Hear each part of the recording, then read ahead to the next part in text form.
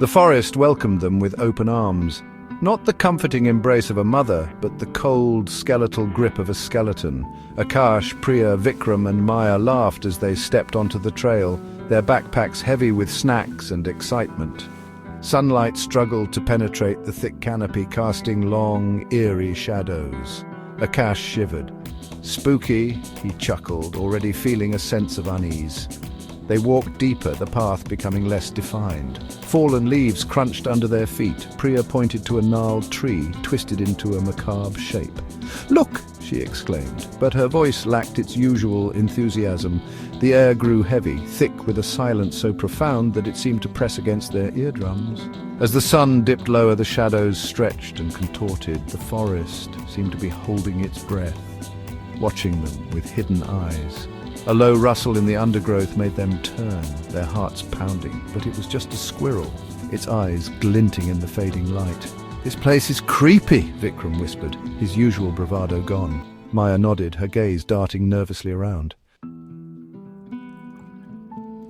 At first it was just the wind, a soft sigh through the leaves, a gentle whisper that sent shivers down their spines.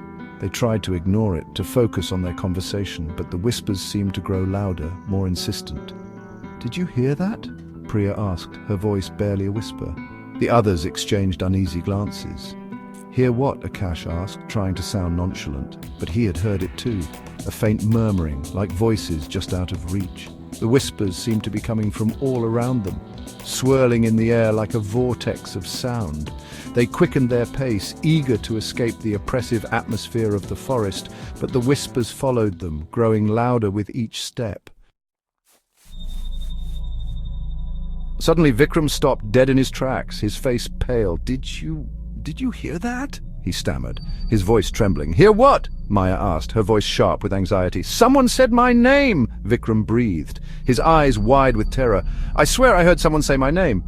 Akash scoffed. "It's just the wind playing tricks on you," he said, but his voice lacked conviction. He couldn't shake the feeling that something was wrong, terribly wrong. The whispers seemed to have intensified, closing in on them like a suffocating blanket. They huddled together, their flashlights casting dancing beams of light through the trees. "Hello!" Priya called out, her voice trembling. "Is anyone there?"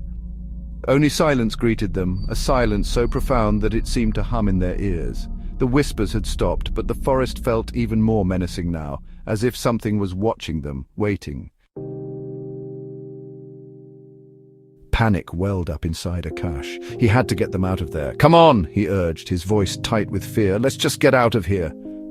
They stumbled through the undergrowth, their flashlights doing little to penetrate the oppressive darkness.